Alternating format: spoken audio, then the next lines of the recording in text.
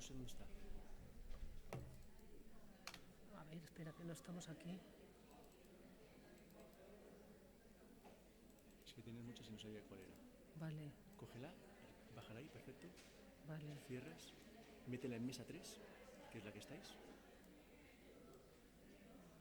¿Y yo cómo la puedo ver? Desde ahí se puede ver, es decir,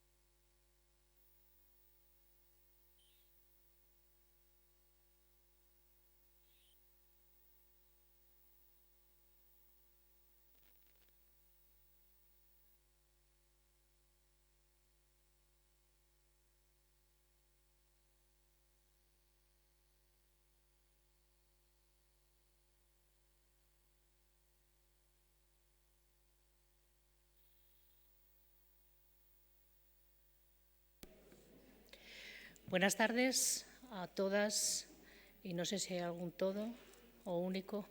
No veo nada desde aquí, también os lo digo, ¿eh? Nada de nada.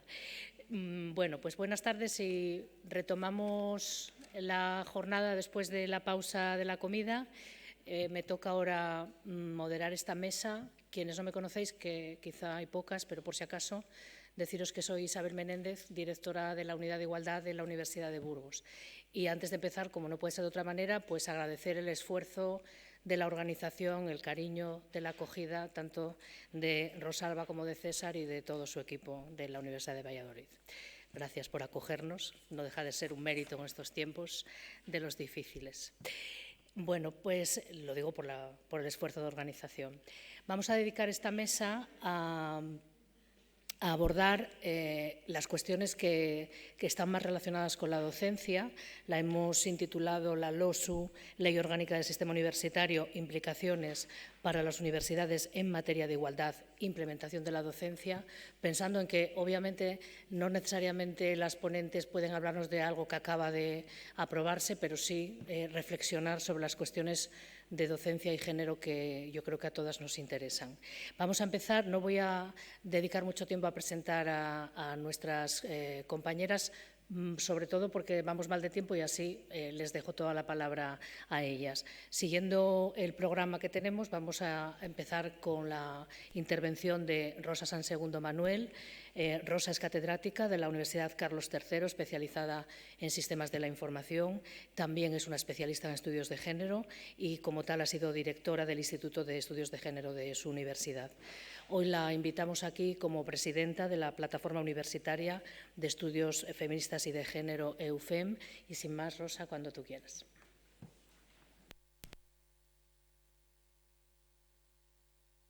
Muchísimas gracias. Bueno, para mí es un verdadero placer y una oportunidad compartir con todas las compañeras de las unidades de igualdad y compañeras de la universidad este evento que me parece absolutamente crucial y más en los momentos que estamos.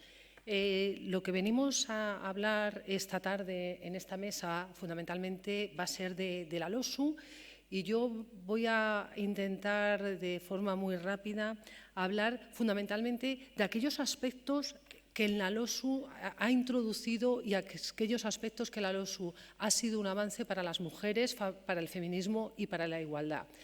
Por supuesto que no nos vamos a detener en otras cuestiones de la LOSU porque bueno, pues es muy extensa y no da tiempo en una mesa tan breve. Contar que nosotras hemos estado en la mesa de negociación de la LOSU, del Ministerio de Universidades, a través de la Plataforma Universitaria de Estudios Feministas y de Género. Esta plataforma, como sabréis, surge en el año 2016, cuando el Gobierno del Partido Popular le quita la subvención al Instituto de la Mujer, aquellas subvenciones que recibíamos las universidades para actos y para posgrados, etc. Y en aquel momento todas las universidades surgió ese ánimo, ¿no?, de protestar ante este hecho por parte del Instituto de la Mujer, y bueno, surge la Plataforma Universitaria de Estudios Feministas y de Género, y ya tiene una larga andadura porque estamos en varios ministerios y en varios ámbitos. Decir que donde hemos trabajado mejor ha sido con el Ministerio de Universidades, sin lugar a duda, no lo digo porque esté aquí una representante ni por nada más, ha sido una realidad. Hemos pertenecido a la mesa de negociación de la propia LOSU.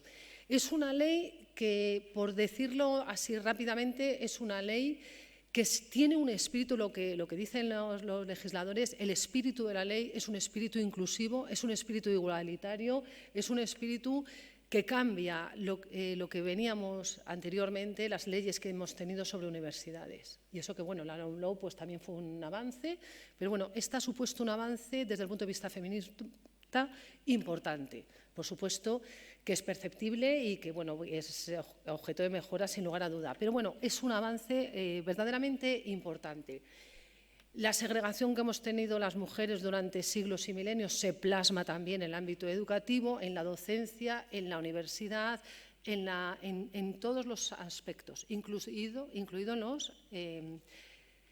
en los contenidos, en los propios contenidos y en la docencia universitaria. Bien sabéis que la Ley de Igualdad por primera vez prescribe que las universidades en determinados grados y posgrados, en su artículo 25, tenía que incluir asignaturas o docencia que versaran sobre la igualdad, sobre la paz, etc.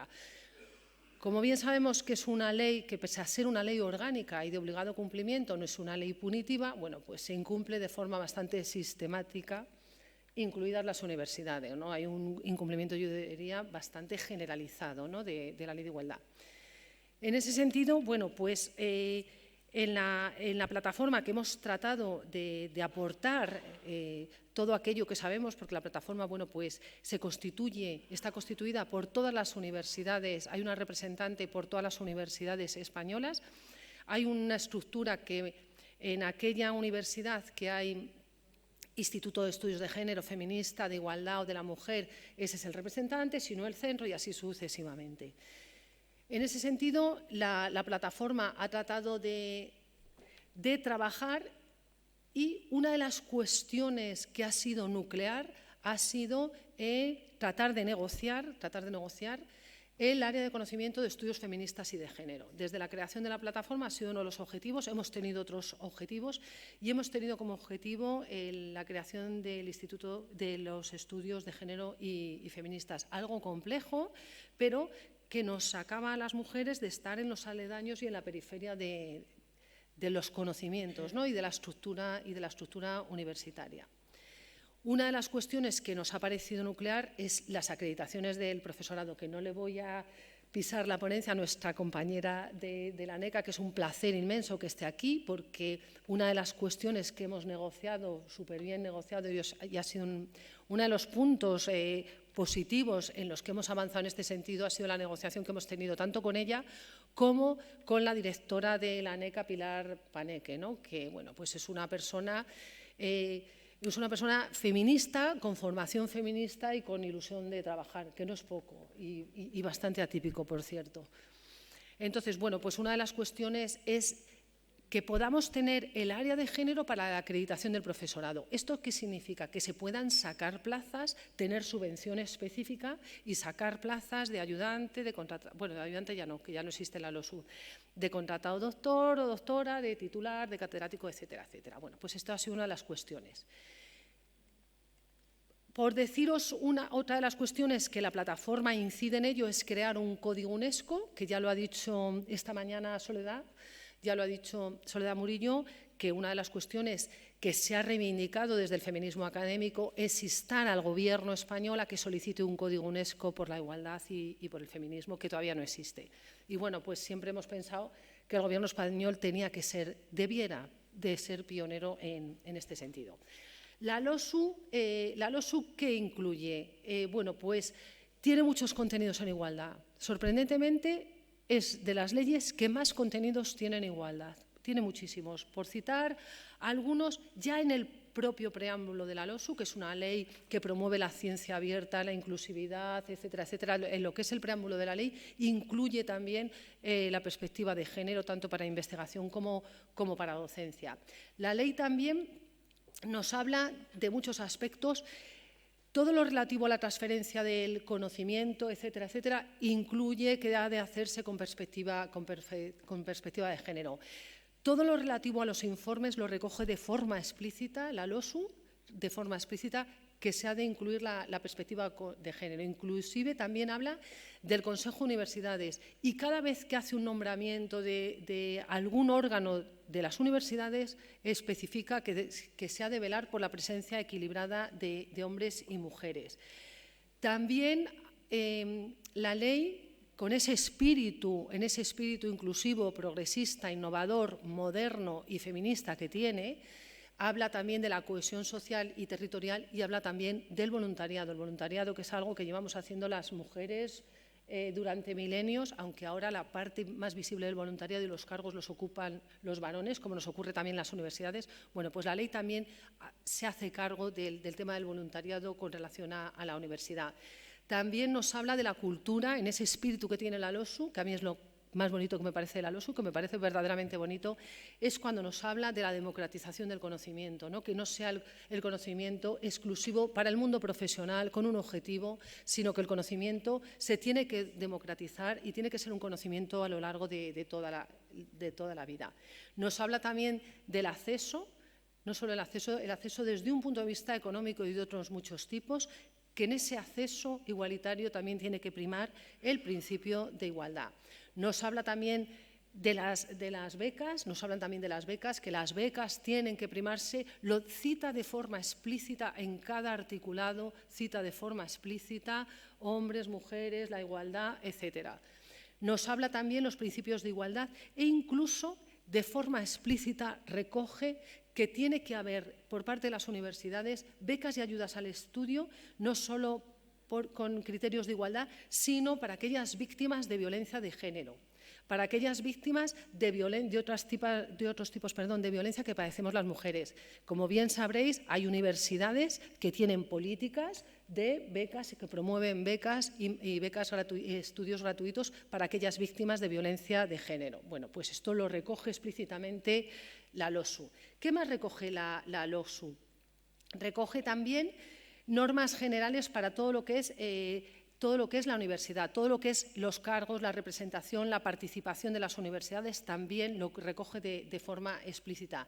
Incluso el Consejo de Gobierno, que todos sabemos los consejos de gobierno de las universidades, que son absolutamente ocupados de forma muy, muy mayoritaria por varones, bueno, pues también lo recoge. Recoge, como no podría ser de otra forma, también que los planes de igualdad se tienen que aprobar en Consejo de Gobierno, como ya prescribía la LOMLOE. Bueno, incluye también los presupuestos, que esto es una de las reivindicaciones del feminismo, ¿no? Que se hagan presupuestos con perspectiva de género, porque la distribución económica tiene que también ser objeto de ese análisis. Por comentaros alguna cuestión más, recoge en los epígrafes de forma explícita profesores y profesoras todo el tiempo, doctores y doctoras, catedráticos y catedráticas, todo el tiempo recoge las dos fórmulas. Utiliza un lenguaje inclusivo muy cuidado absolutamente en toda la ley, cosa que también, bueno, pues sorprende bastante.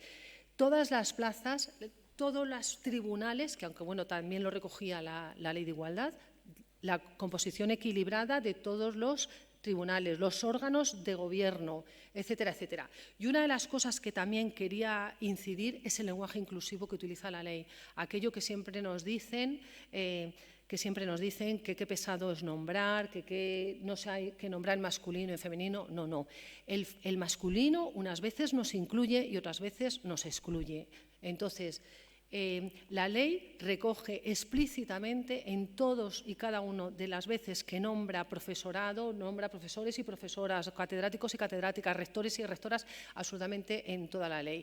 Es muy importante esto porque bien sabemos que lo que no se nombra no existe y que nuestra realidad termina con el lenguaje, ¿no? Aquello que no nombramos no existe, como decía Wittgenstein. Bueno, pues en ese sentido es otro de los grandes aciertos que desde mi parecer tiene la LOSU. Y yo por mi parte, pues prácticamente nada más, porque iba a hablar de la tramitación de que estábamos en el tema de aprobar las acreditaciones para las acreditaciones del profesorado universitario que se puedan hacer por los estudios feministas y de género, y contaros también que está pendiente.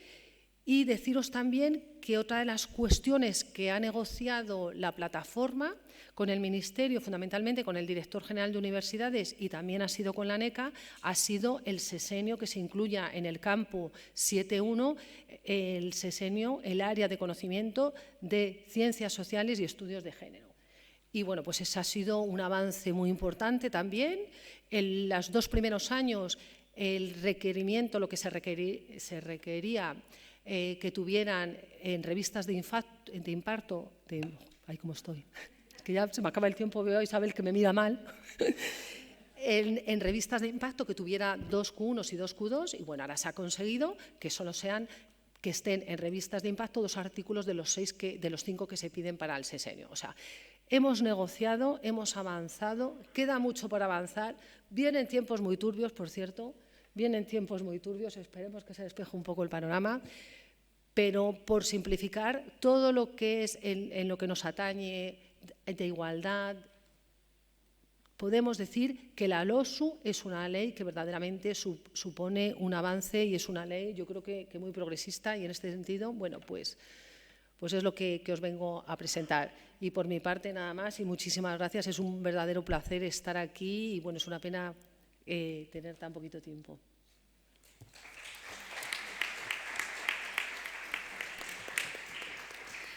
Muchas gracias, Rosa, que tanto la regañé con que tenía que ser fiel al tiempo, que la pobre no lo ha consumido todo, ¿eh? La estresé un poco antes, por aquello de que íbamos un poco retrasadas.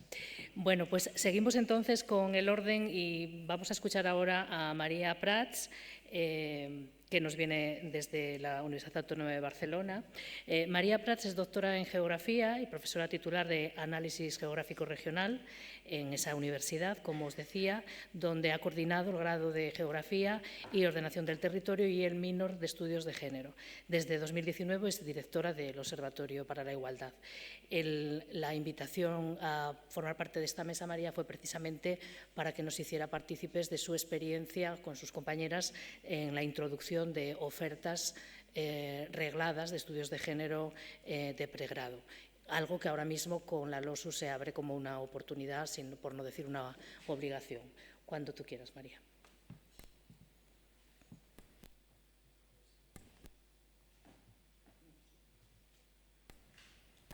Ahora sí. Buenas tardes. Muchas gracias a las personas organizadoras de la Universidad de Valladolid, de las otras universidades colaboradoras. Gracias también a Isabel Menéndez, organizadora de esta mesa, pues por invitarme. Y decirles que yo no voy a hablar de la LOSU. Siento frustrar sus expectativas, pero en realidad cuando hablamos, ¿no?, en la coordinación de la mesa, ya les dije que no estaba en situación de poder hacer este tipo de valoración, pero igualmente se me insistió en compartir aquí la experiencia de la Universitat Autònoma de Barcelona en lo que podríamos llamar el periodo pre-LOSU. Y también pido disculpas porque quizá algunas compañeras, sobre todo catalanas, ya me han oído explicar esto y me sabe mal que suene como a una cuña publicitaria. O sea que nada más he hecho lo que me han pedido y buenamente no es tanto una ponencia, sino un compartir una experiencia con vosotras y espero que os resulte útil. Quiero empezar haciendo una valoración positiva. Lo digo porque como estoy oyendo palabras muy de lamentos, de lloros, todo esto, pues yo creo que tenemos que hacer una valoración positiva, sobre todo si miramos un poco atrás y cuanto más atrás miramos, más positiva creo que es la valoración que podemos hacer desde escenarios en los cuales no existía, no había, no se hablaba de perspectiva de género en la docencia o de estudios específicos de género. Hemos avanzado muchísimo y creo que lo tenemos que recordar, ¿no? Por tanto, creo que estamos en una tendencia positiva en la cual progresivamente, muy lentamente, quizás sí más de lo que desearíamos, esta perspectiva de género se ha ido introduciendo en la docencia universitaria, quizá inicialmente de forma puntual en asignaturas optativas, más adelante incluso en asignaturas obligatorias, con un panorama muy distinto, es verdad, en unos centros, en unas universidades u otras, pero no quería dejar de hacer esta valoración positiva de inicio. Lo que venga a futuro está por ver. Es en este marco pues, positivo y en un marco de convencimiento, de voluntad política y donde ha habido, yo creo, muchos esfuerzos de las personas que trabajan en nuestra universidad desde hace muchos años para incorporar esta perspectiva de género, y se ha hecho desde, yo diría, una doble estrategia. Por un lado, desde una estrategia transversal de querer introducir la perspectiva de género en la docencia de todas las disciplinas, de todas las materias, pero al mismo tiempo y de forma paralela, por eso hablo de doble estrategia, también ofrecer estudios específicos de género y estudios de género en todos los niveles, en grado, en posgrado y también en doctorado. Esta es, por tanto, la experiencia que quiero compartir hoy aquí en estos cuatro puntos. Como para todas vosotras, el plan de igualdad para nosotros es la hoja de ruta. En este momento estamos aplicando el cuarto plan de acción de género que se aprobó en 2019, por tanto nos llega hasta este año 2023. Nos quedan y nos van a quedar muchas medidas por implantar, pero hay algunas en las cuales hemos avanzado y son a las que me referiré, concretamente las del eje 3, que es el eje dedicado precisamente a la introducción de la perspectiva de género en la docencia. Tenemos un montón de medidas, ya he dicho que evidentemente no las vamos a poder cumplir todas, pero entre ellas destacaría pues, el impulso de la incorporación de la competencia general de género en todas las memorias de grado. Por otro lado, el reconocimiento de la incorporación de la perspectiva de género en la docencia y en la investigación. Es este aspecto de la competencia de género que creo que salió en alguna reunión previa de RUIGEU, que se preguntó sobre esto, cuando ya en noviembre de 2019 la Comisión de Asuntos Académicos y el Consejo de Gobierno y el Claustro aprobaron las 4 competencias generales de la UAB. No me referiría a las otras, que eran sobre transferencia, innovación, sostenibilidad y responsabilidad ética y diversidad, sino específicamente a la competencia transversal de género, que la definíamos como actuar en el ámbito de conocimiento propio, evaluando las desigualdades por razón de sexo y género. A esta competencia general atribuimos 5 resultados de aprendizaje que tienen aquí en la transparencia. No voy a entrar muy en detalle porque todos son documentos públicos que pueden consultar, que están disponibles y que, bueno, por no extenderme en el tiempo. Una vez que teníamos la competencia transversal, evidentemente llegaron las preguntas y llegaron principalmente a la unidad de igualdad, al Observatorio para la Igualdad, preguntando, bien, tenemos la competencia, pero ahora esto, ¿cómo lo hacemos? ¿No? Que a veces la dificultad, sobre todo entre aquellas colegas nuestras que quizá no han tenido la suerte o la oportunidad o el interés de formarse en perspectiva de género. Y esto sabemos que se da más en unas disciplinas que otras. Fue por esto que para facilitar y hacer efectiva esta incorporación de la competencia general, sobre todo en los planes de estudio de grado, se publicó una guía en 2021, que es la guía para trabajar y evaluar las competencias de la UAB. Es una guía que hace referencia a las 4 competencias, pero yo me referiré solamente aquí a las cuestiones de género. Sé que en las mesas de la mañana alguien ha dicho que no creía en las guías porque no se aplicaban. Yo creo que está siendo bien valorada, sobre todo responde a esta pregunta de cómo lo hacemos, y es en esta guía donde se encuentran muchos recursos, ideas, propuestas de actividades, está con bastante detalle. Es también un documento que está disponible, lo digo porque está en letrita muy pequeña y seguro que no pueden verlo, pero es solamente un ejemplo del diseño del documento para que después puedan acceder a él pues con más calma. En este cómo lo hacemos no solo era importante ofrecer esta guía con recursos, sino también ofrecer formación al personal docente e investigador, algo que ya se venía haciendo pero que se ha reforzado a raíz de la aprobación de la competencia. Cursos genéricos sobre las competencias, entre las cuales la de género, y por tanto a veces cuesta que la gente se apunte, porque son formaciones voluntarias, hay que decirlo. No hemos conseguido todavía que sean obligatorias. Quizás no se apuntarán a un curso con el título de género, pero a un curso sobre las competencias sí, y ahí ya metíamos también la competencia de género. Cursos sobre perspectiva de género en docencia e investigación, sobre diversidad sexual y de género, sobre comunicación con perspectiva de género y lenguaje no sexista, sobre cómo detectar y acompañar casos de acoso y violencia machista.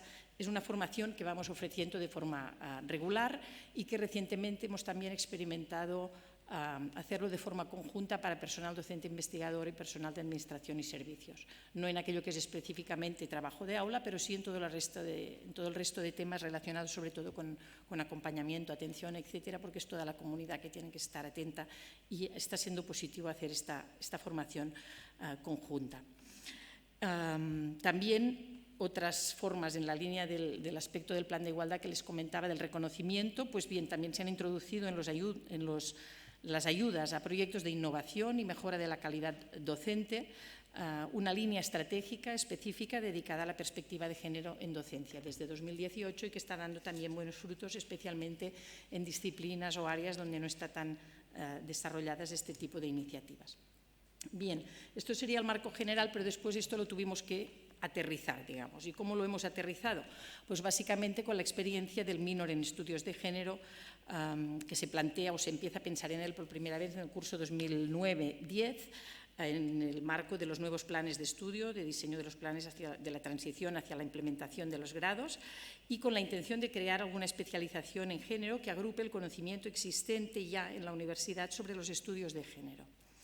Se plantea, yo creo de una forma bastante innovadora, ¿no?, hacer una oferta en formación de género para todo el alumnado, de manera que esto nos permita cumplir con la normativa. Yo no voy a hablar aquí de nada de marco normativo porque ya han hablado personas juristas especialistas, ¿no?, pero en fin, para dar cumplimiento a todo, se creó esta oferta, ¿no? El minor se ofrece, o sea, tarda un tiempo en elaborarse, en convencer a quien hiciese falta y en conseguir aprobarlo, y se ofrece por primera vez a todo el alumnado en el curso 2012-13.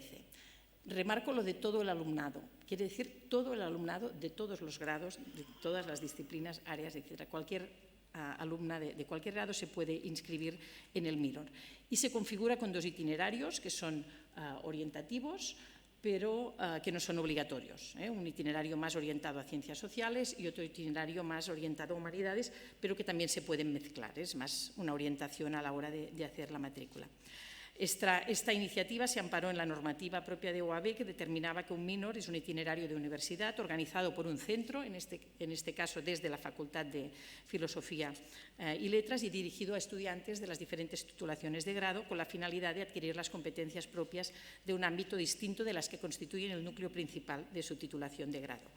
Quizá han visto en el listado, quizá no porque estaba muy pequeño, la mayoría de los minors son de lenguas, pero no solo, también los hay de responsabilidad social y concretamente en este caso de estudios de género. Esto se hace utilizando asignaturas de otros planes de estudio, donde ya se ofrecía quizá una o varias asignaturas obligatorias o optativas en materia de género, y son esas asignaturas de los planes de estudio del conjunto de estudios de grado los que se ponen en oferta para constituir este minor. Para tener este título de minor es necesario superar 30 créditos que están establecidos en el propio minor, tiene su plan de estudios, y esto se acredita después en el suplemento europeo al título. Es un plan de estudios que consta, es decir, la oferta es de 126 créditos, de los cuales el alumnado debe cursar 30. Son 5 asignaturas de 6 créditos, con la particularidad de que el alumnado que, por ejemplo, ya tiene alguna de estas asignaturas en el plan de estudios de su propia titulación, estoy pensando, por ejemplo, en la antropología, que tiene varias asignaturas del plan de estudios de antropología que también están en el plan de estudios del minor, eso ya le vale. Es decir, que quizá cursando solo 2 asignaturas más, al margen de las que ya hacía, puede conseguir este título de minor, esta especificidad, ¿no?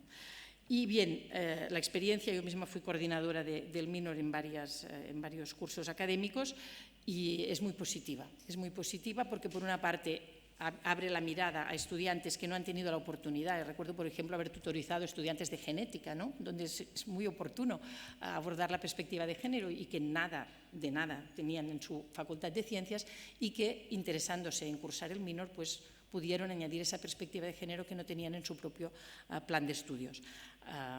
En fin, o también, a veces también lo he de decir, es algo colateral, pero también hay alumnado que al final de sus estudios está un poco saturado ya de su disciplina y le viene bien pues abrirse, etcétera, e incorporar este conocimiento, ¿no? Quizá una de las cosas que aún no nos satisface es que básicamente son mujeres, chicas, las que se interesan, por tanto no hay aquí una paridad en cuanto a las personas que lo cursan, pero sí que hay algunos varones que también cursan este minor de estudios de género. En cuanto a la procedencia, vienen principalmente del área de humanidades, ciencias sociales son las principales, pero también con una presencia menor, pero con una presencia también incluso de estudiantes de ingeniería. Hasta aquí lo del minor de forma muy rápida, y fue esta experiencia del minor que nos ha resultado exitosa, creemos, y sigue en vigor, digamos, la que llevó al planteamiento de la posibilidad de ofertar un grado en estudios socioculturales de género. Este grado se oferta por primera vez en el curso 18-19, inicialmente como título propio y posteriormente ya en el curso siguiente pasa a ser título oficial. Inicialmente estuvo acogido a aquella posibilidad de grados de 3 años con 180 créditos, pero ya hemos hecho la transformación y actualmente se ofrece con 4 cursos y 240 créditos. Este grado constituye el primero de sus características, por lo menos en el sistema universitario de Cataluña, y el segundo creemos que se pone en marcha en el sistema universitario español.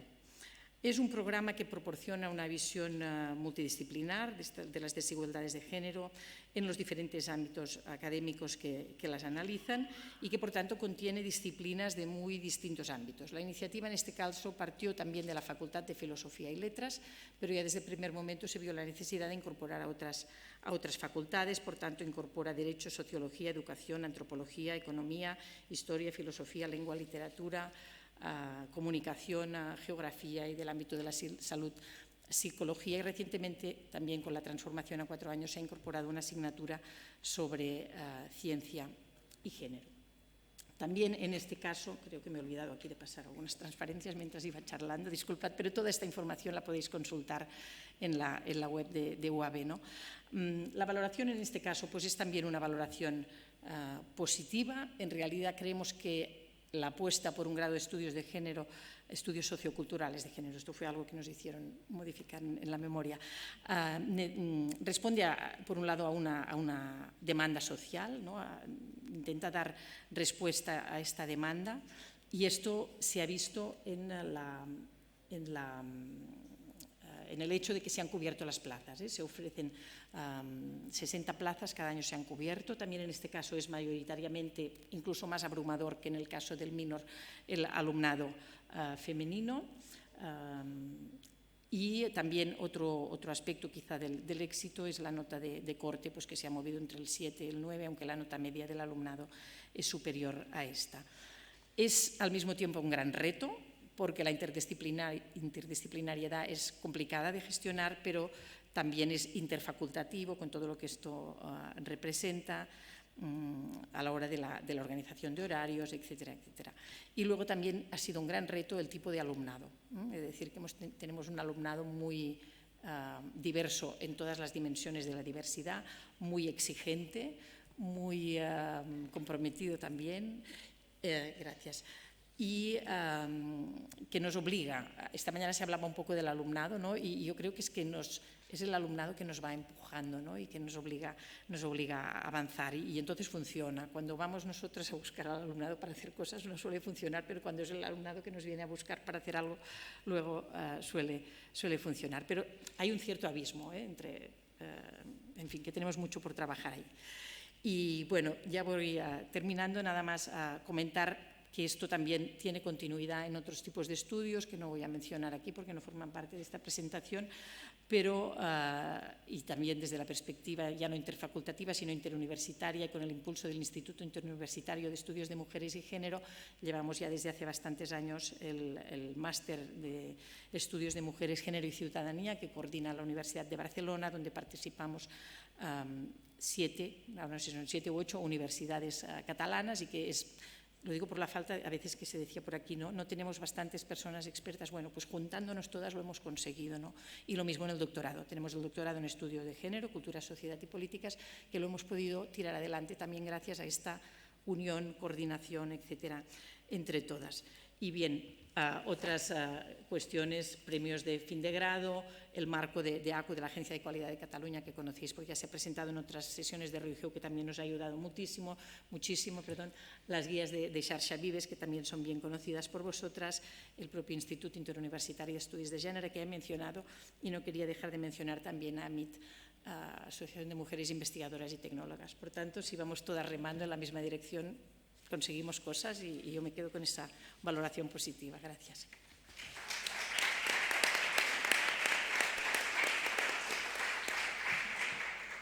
Gracias, María. Bueno, pues vamos finalmente con la tercera de las invitadas a esta mesa, Susana Quicios Molina. Ella es catedrática de Derecho Civil en la Universidad Autónoma de Madrid y forma parte de la mesa porque es en este momento la directora de la División de Evaluación de Profesorado en ANECA y nos pareció que sin duda podía iluminarnos también el camino. Cuando quieras, Susana. Gracias.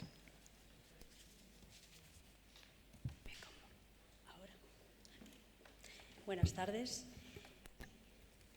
Pues yo tengo que comenzar agradeciendo desde luego la invitación dirigida a ANECA, dirigida a la directora, a Pilar Paneque, a la que le hubiera encantado estar aquí, porque efectivamente ella es muy feminista y lamenta muchísimo, la verdad, no estar aquí hoy y quiero resaltarlo.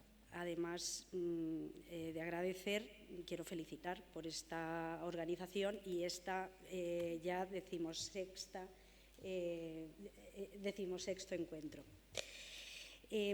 Bueno, yo lo primero que tengo que decir en representación de ANECA es que su prioridad, desde luego, o una de sus prioridades es la consecución, desde luego, de la plena igualdad efectiva entre mujeres y hombres. Y además en varios frentes, por supuesto, en los procesos de evaluación del profesorado universitario y de las titulaciones, se intenta avanzar en esta línea y también dentro de la casa, dentro de ANECA, por ejemplo, hay un plan de igualdad que ha salido antes, aprobado en mayo de 2022 y ya va a haber una reunión de seguimiento en junio de 2023 con la nueva directora.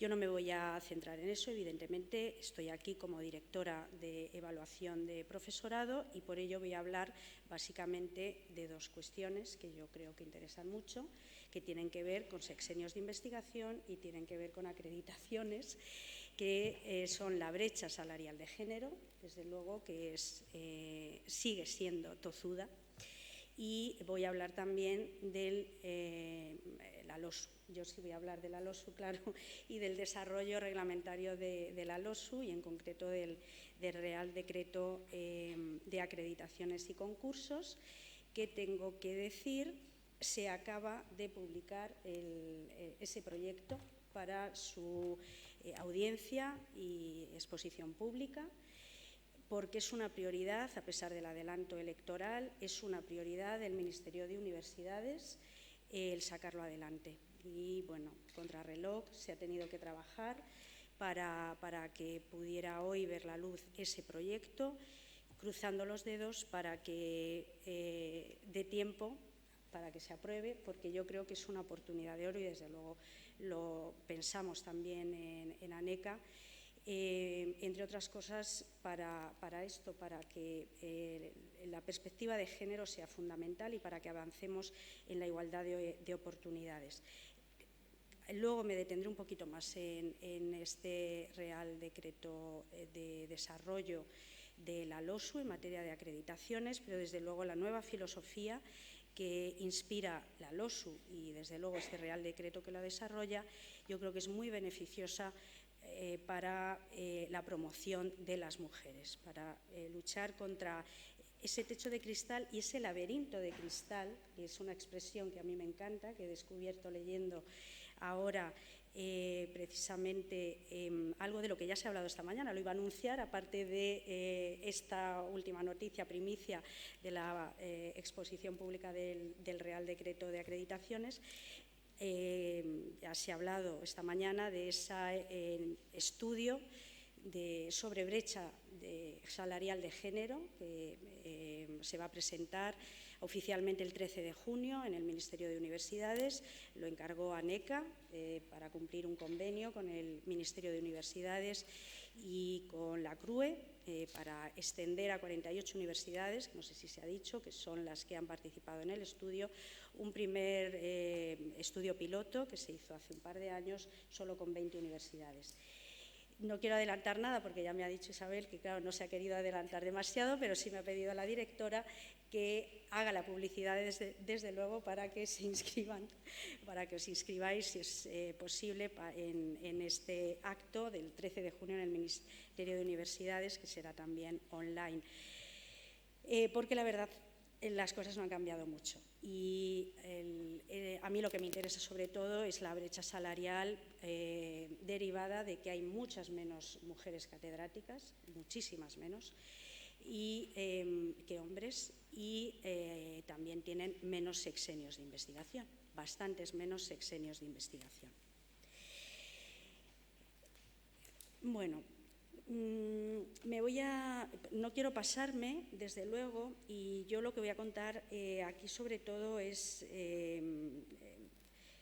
cómo estamos trabajando en ANECA y cómo queremos seguir trabajando si se aprobase, esperemos, este Real Decreto de Acreditaciones. Porque desde luego estamos comprometidos también, lo quiero señalar, con el Objetivo de Desarrollo Sostenible 5, de la Agenda 2030, que es la igualdad de género, como sabéis, y el empoderamiento de las mujeres. A mí el empoderamiento me parece que es absolutamente fundamental, que hay que resaltar, hay que perder el miedo, hay que superar el síndrome de la impostora, que se tiene que hablar en femenino claramente.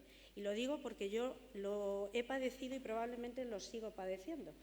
Y como es así y cuesta salir de esa burbuja, pues hay que dar mucho la tabarra con esto para que las jóvenes tengan ejemplos a seguir y que pierdan el miedo a hacer las cosas bien. Porque de verdad, y entro ya en sexenios, en la última convocatoria que acabamos de cerrar, de sexenios de investigación, claro,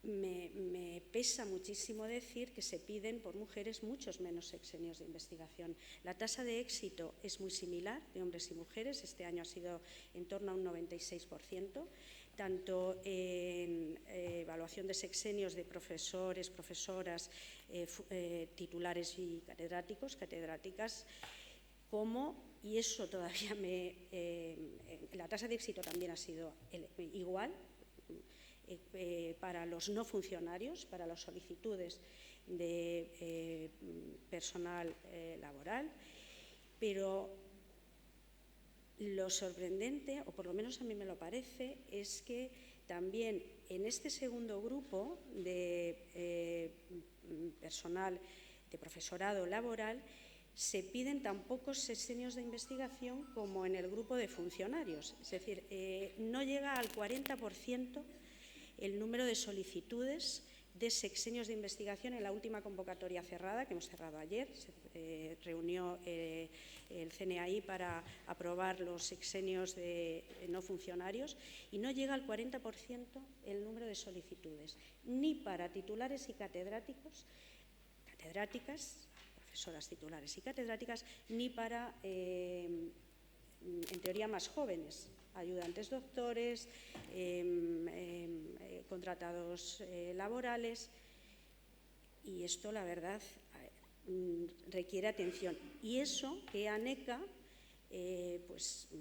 aplica rigurosamente una resolución que aprobó el 1 de diciembre de 2020 y se incluyó expresamente en la convocatoria de sexenios también de este año, publicada en diciembre de 2022, que es una resolución por la que se hacen públicos los criterios y principios de equidad e igualdad de oportunidades en las evaluaciones del profesorado universitario y personal investigador, que, desde luego, en materia de sexenios, como sabéis, en materia de sexenios de investigación, tienen en cuenta, obligan a los comités, obligan a tener en cuenta los permisos por maternidad, las excedencias por cuidados, que son mayoritariamente femeninas, claro, y las excedencias por violencia de género.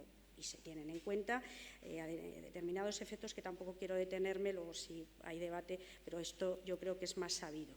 Pues a pesar de estas medidas, insisto, solo en 2 campos de conocimiento de los que evalúa CNAI hay más solicitudes de mujeres que de hombres. En el resto hay muchísimas más de hombres que de mujeres. Esos 2 campos, por cierto, es en el que se incluyó estudios de género, precisamente, el de ciencias sociales, políticas y estudios de género. Ahí hay más solicitudes de mujeres. Y el otro, en el que hay más solicitudes de mujeres, no quiero equivocarme, no quiero decirlo, es el campo 11, filosofía, filología y lingüística. En ciencias sociales, políticas del comportamiento y estudios de género hay más solicitudes de mujeres, y también en este campo de filosofía, filología y lingüística.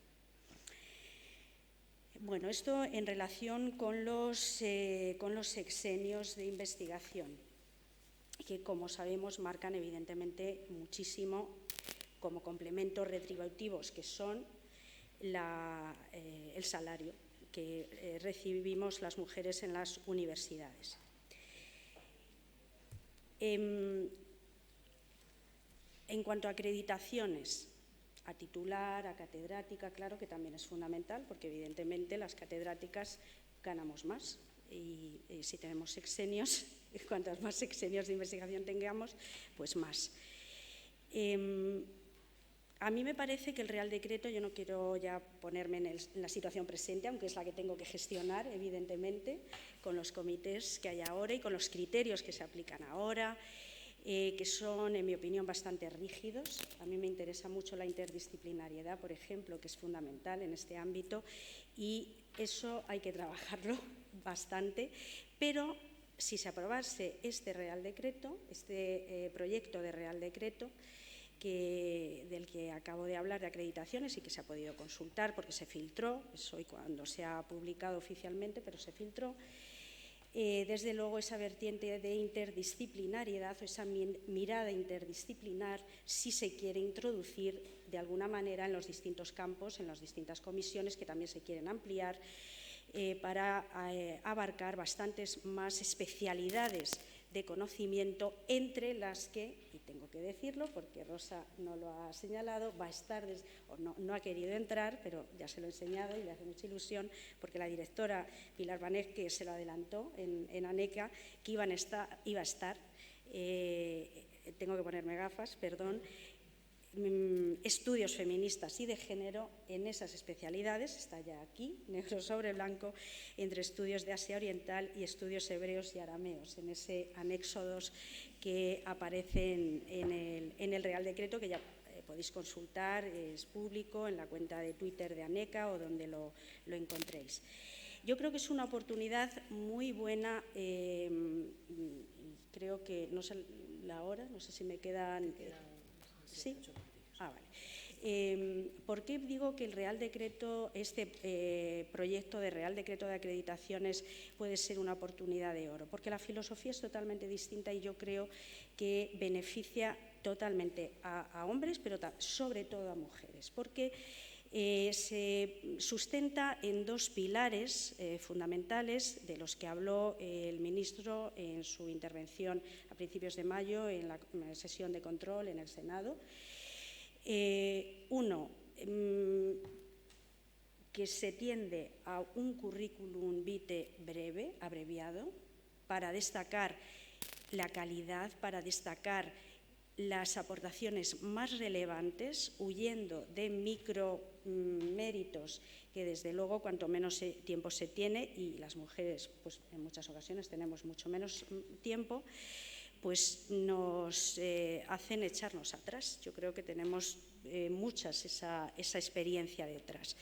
Si vamos a un currículum vitae breve donde la calidad se busque precisamente en unas cuantas aportaciones especialmente relevantes, va a beneficiar, estoy convencida, sin duda, a la promoción de las mujeres y creo que se pedirán, espero, desde luego, más acreditaciones.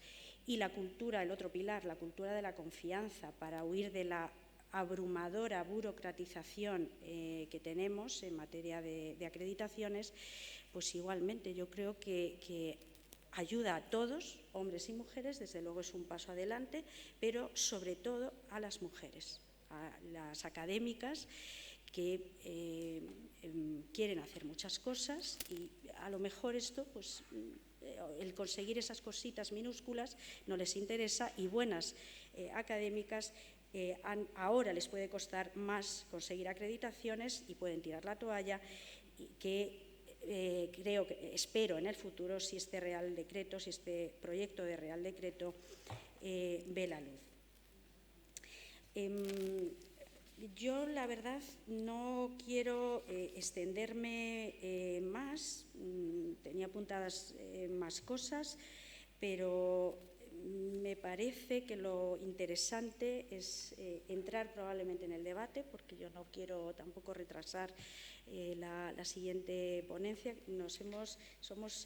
Hay otra cosa, sí, que no se me olvide, que quiero destacar, porque claro, no he podido leer el proyecto porque me lo ha mandado la directora a las 3 de la tarde, estaba comiendo, hablando con César, precisamente, al que le agradezco, por cierto, que está ahí, que me invitase a comer hoy, pero pues justamente estaba leyendo, repasando este proyecto de Real Decreto de Acreditaciones, y a mí había una cosa que me preocupaba.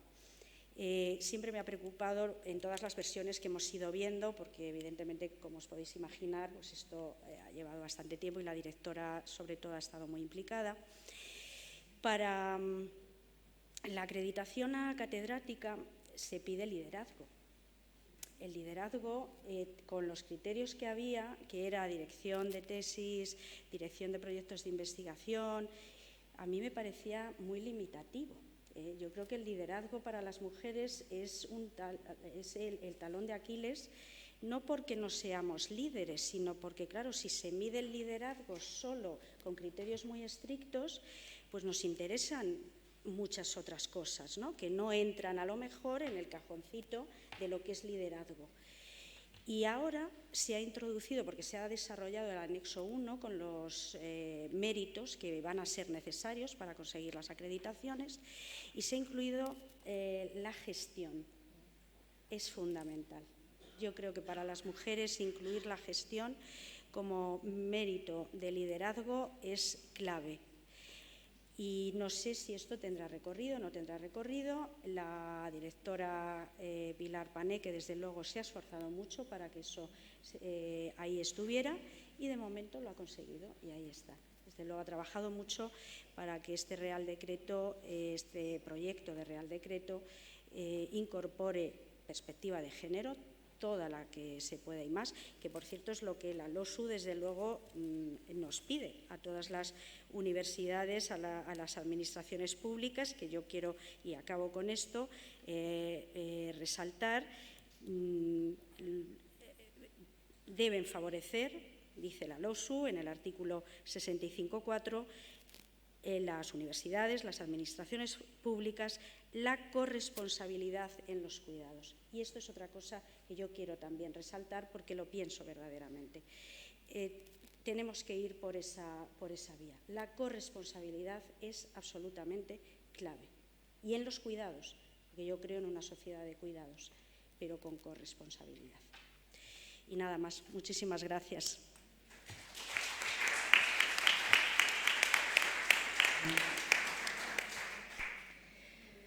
Bueno, pues tenemos ahora unos minutos si quieren intervenir.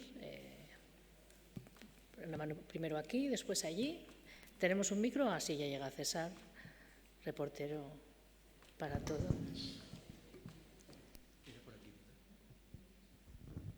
Hola. Mi pregunta es sobre los sexenios de transferencia, porque has hablado de sexenios, ¿no?, de investigación y no has hablado de transferencia, entonces me gustaría saber cómo queda en este Real Decreto. Muchas gracias por la pregunta, porque era una de las cuestiones que tenía apuntadas y se me ha olvidado por completo. Bueno, se me ha olvidado porque el subconsciente es muy sabio, no va a haber sexenio de transferencia. Vamos, no sé, tendría que darse un milagro para que se convocase, porque estaba sobre la mesa, ya estaba muy, muy avanzado, había un impedimento. Yo no sé si hay alguien de ministerios aquí, y no quiero por ello hablar. No se está grabando, ¿no? Tampoco. Bueno, no por nada, ¿no? Pero es que yo ahora tengo un cargo que realmente no sé muy bien qué decir y qué no decir, por eso lo digo. Yo soy bastante espontánea y, bueno, es el Ministerio de Ciencia, de todas formas, como sabéis, el que impulsaba el sexenio de transferencia para institucionalizarlo, además, para normalizarlo, después del programa piloto, como sabéis, de 2018, que la verdad es que fue tremendo, pero había un pequeño impedimento y ya con el adelanto electoral y la parada de todo, no es una prioridad el sacarlo adelante, a diferencia del Real Decreto de acreditaciones y concursos, que sí es una prioridad, y desde luego desde el Ministerio de Universidades se está haciendo todo lo posible para que dé tiempo a aprobarlo antes del 23 de julio. Vamos a ver. No sé si con esto respondo a tu pregunta.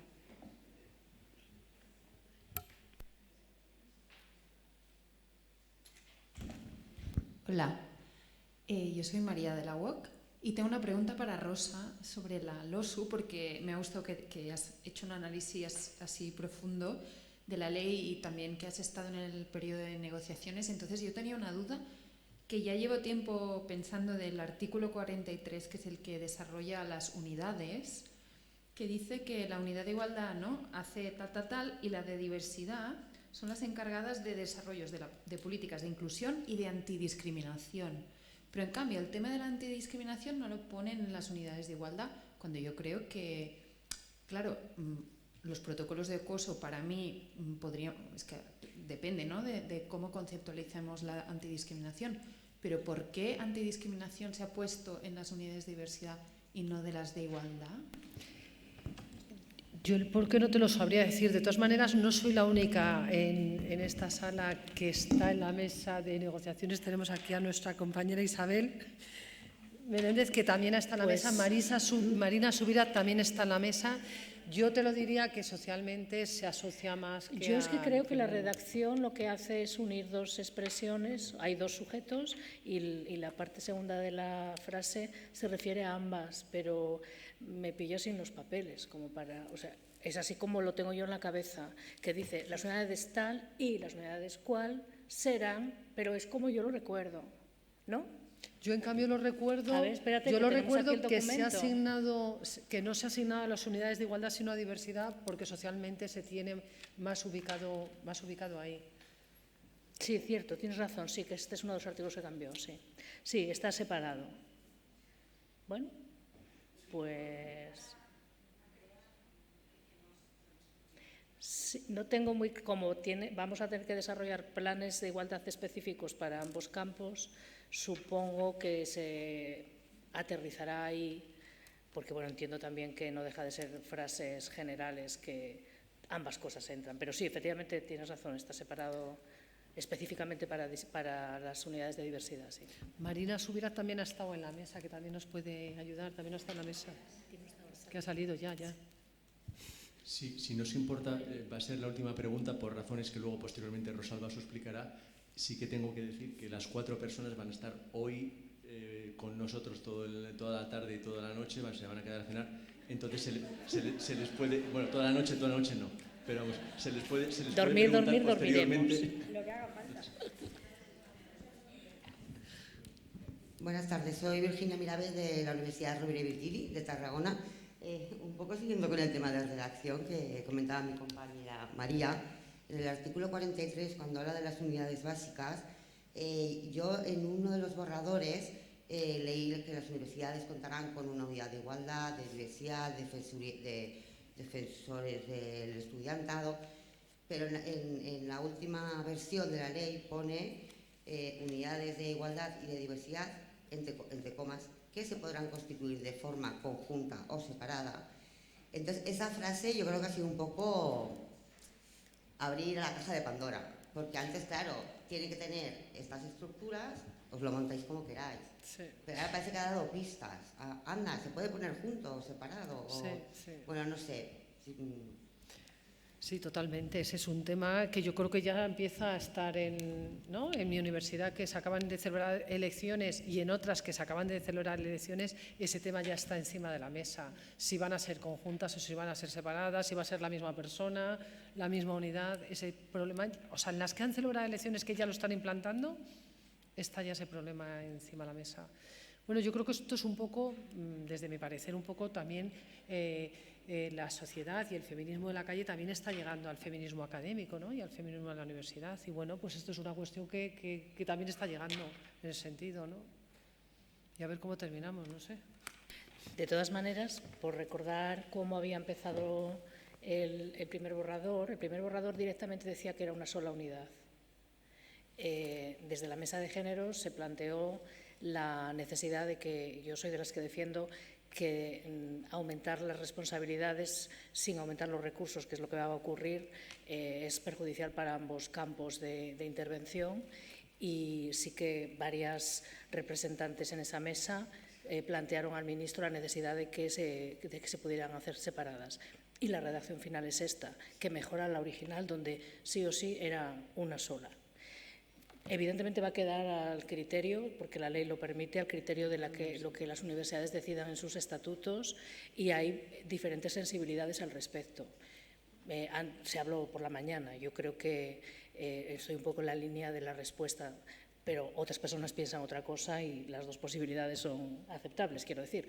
Yo creo que precisamente las que llevamos tantos años en las unidades de igualdad tan infradotadas a todos los niveles, de recursos humanos, recursos económicos, reconocimiento, incidencia política, etcétera, etcétera, lo que nos va a pasar si solo hay una unidad con todas esas competencias es que va a aumentar la carga de trabajo sin que aumenten esos recursos, y en segundo plano no se le va a dar la importancia que tienen las políticas de diversidad, que deben tener la enjundia suficiente para ser defendidas con recursos propios, personal técnico propio, etcétera, etcétera, como estamos haciendo en las unidades de igualdad.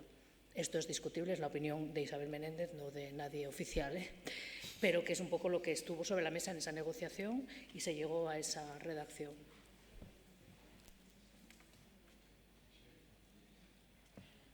Y como además tengo el sombrero de tengo que deciros que lo dejamos ahora mismo. No sé si tenéis que dar algún mensaje, nos quedamos directamente para la conferencia ya de Marina.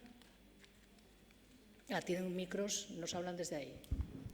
Hola, perdonad, es que tenemos un pequeño problema logístico, que es el siguiente. Está con una previsión de lluvia del 100%, está negro como las películas de Harry Potter, y entonces teníamos a las 7:30 el autobús para hacer la visita turística, que además hay que ir a cogerlo a la acera de Recoletos, que está a 25 minutos andando de aquí. Y la visita guiada, empezaría mucho más cerca, unos 5 minutos, pero